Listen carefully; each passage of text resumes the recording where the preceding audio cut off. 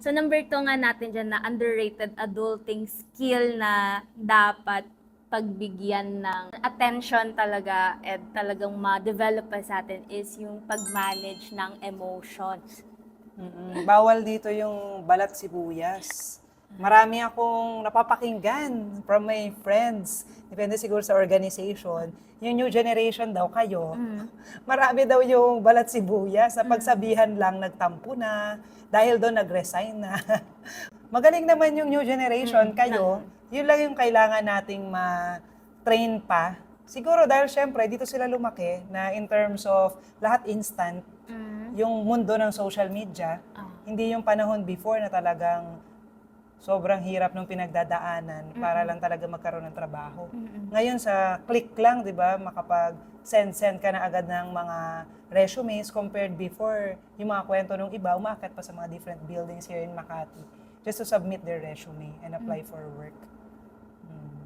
Yung pag-manage nga po ng emotion, actually ako ngayon particularly nasa sales, ito talaga yung pinaka-challenging for me na halimbawa, kasi dito hindi tayo salary-based, commission-based. So magkaka-earn ka lang ng income if may closed sale ka. And dito talaga mapapractice din yung delayed gratification kasi wala kang ibang control kundi yung activities mo. And may times na akala mong rami mong in-input na activities pero walang nagma-materialize na result. And napakadaling kung mali yung focus, mali yung iniisip, ganyan, hinahayaan na binibaby yung hurtful na walang nagiging result. Madaling, alam mo yun, ganito muulan pa, doon ako sa bahay, wala namang nangyayari sa mga ginagawa ko.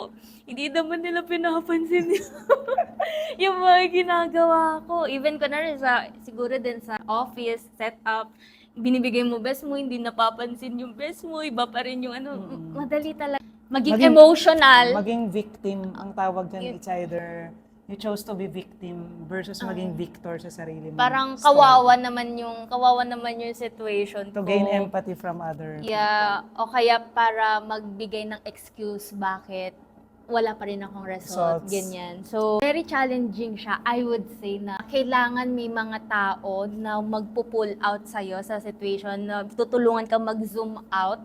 Kasi una, hindi siya helpful for us. Siguro, okay, acknowledge natin yung truth, halimbawa, yung reality nangyari.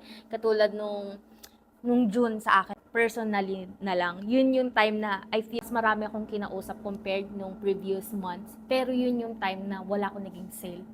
Diba, sobrang nakakalugmok siya, parang nahihiya ako, ganyan. So, yung mga pwedeng mangyari sa akin, if hindi i-manage yung emotion, hindi na lang ako magpapakita. Hindi na lang ako magpapakita ng 2 linggo. Oo. Hindi na lang ako lalabas ng bahay kasi I'm hurt and I'm nahihiya. Ganon. Or, diba, okay, pwedeng, yun yung fact, wala akong na-close na sale. Pero, may activities ako na ginawa. Hindi ko lang kontrolado na ngayon siya. Hindi natin alam kung kailan. Ang makokontrol ko is ano ba yung next action ko. Para ma-make sure ko na yung mga bagay na kontrolado ko, yung inputs ko na makaka-affect sa result ko, malaki yung chance na yung gusto kong result na sale, mapangyari. So, yun naman talaga, kung yung expectation and reality hindi nagmamatch, i-acknowledge natin na nangyari siya. But at the same time, continue lang na lakad. Walang mangyayari kung magmumukmuk or iiyak. Yan yung bagay na sobrang na-trade ako dahil ang dami kong inattenda na personal growth seminars nung 21 ako, turning 22 nung 2012. Kaya nung nawala si Daddy last year, after 2 days mula nung makremate siya, nandito na ako sa office.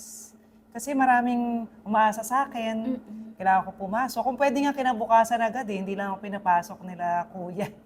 Para lang makatulog muna ng the past few days na puya. Kasi nga yung mga ganong bagay, it will pass. Hindi mo pwedeng pause ka ng matagal. Because, stay na lang doon. Hindi lang sarili mo, pati yung ibang tao sa paligid mo, ang maaapektuhan.